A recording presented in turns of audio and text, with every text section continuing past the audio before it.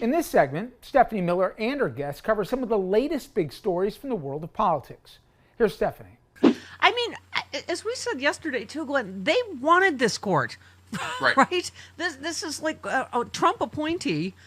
Now he's turned on by the way, what do you call it? The Federalist Society, saying it's their fault for the judges that he appointed that have ruled against him, and a Reagan appointee. So this is... Can anybody feel the desperation, Steph?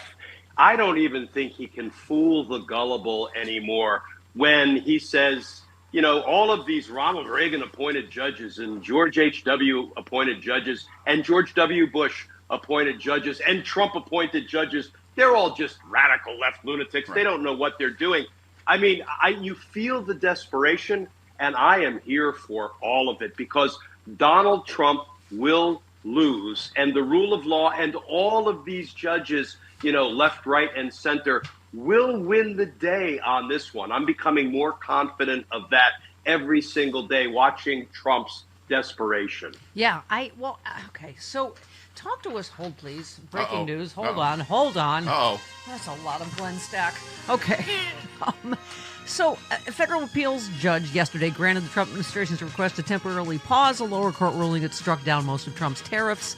The Trump administration earlier had told the U.S. Court of Appeals that it would seek emergency relief from the Supreme Court as soon as today if the tariff ruling was not quickly put on pause. So the pause gives the Trump administration some breathing room as it prepares to argue that the law empowers the president to unilaterally launch a global tariff regime. So the panel obviously rejected that ruling, which invalidated all of Trump's reciprocal tariffs and other duties. So as usual with the Trump, now what?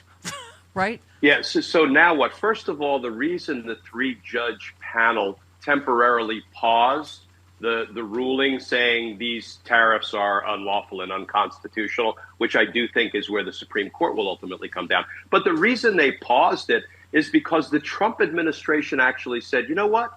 If we're wrong, we will repay, we will make whole all of the business folks that are presently getting screwed over by these tariffs. That is an absurd proposition for the federal government for a couple of reasons.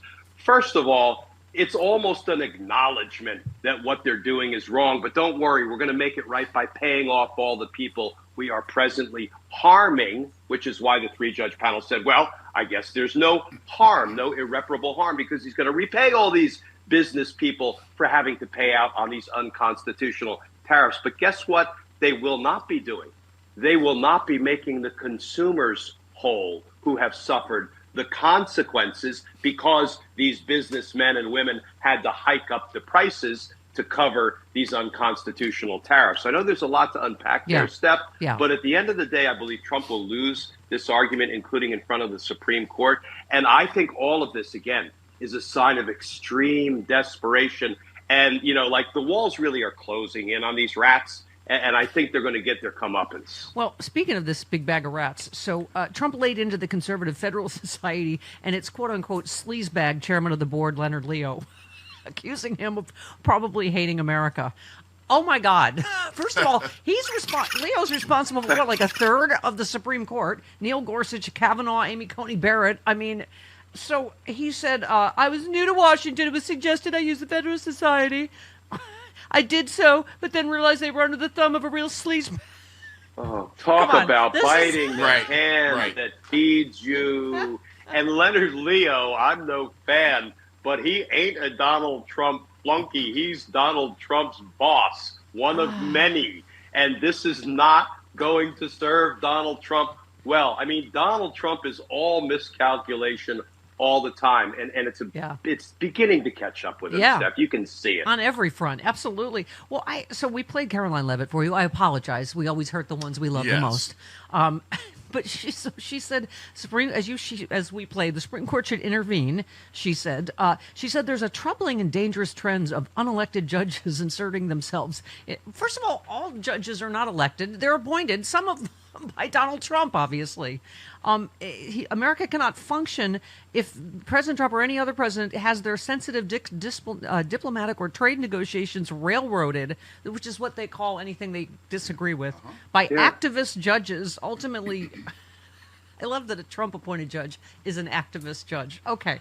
Ultimately, the Supreme Court must put an end to this for the sake of our Constitution. Don't you love that degree of gaslighting? They're upholding the Constitution, which somehow does violence and damage to the Constitution. This is all doublespeak. This is, Orwellian 1984 garbage that's being spewed out by whatever her name is.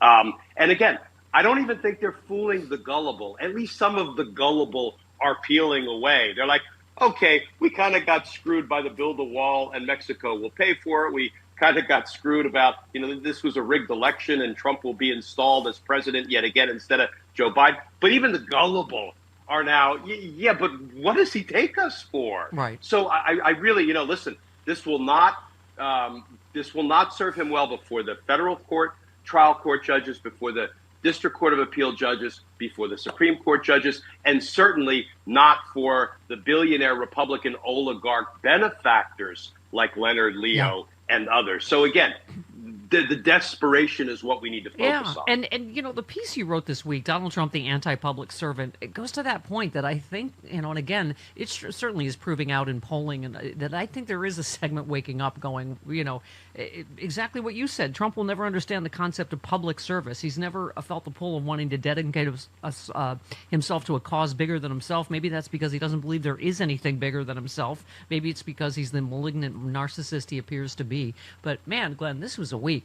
Taking a bribe jet, selling meme coin, dinners. Do you even want to start talking about the pardons? Pardons, I mean, the only barometer for someone who was unfairly prosecuted, quote unquote, is they support him. Any number of crooks this week, right? And Steph, there's so many pardons to dislike and to talk about. Let me focus on one real quickly. The Paul Walzak pardon, because this pardon puts the lie to at least 3 of Donald Trump's claims. It's Donald Trump putting the lie to his own claims. This guy was a healthcare industry guy in where? South Florida, of course.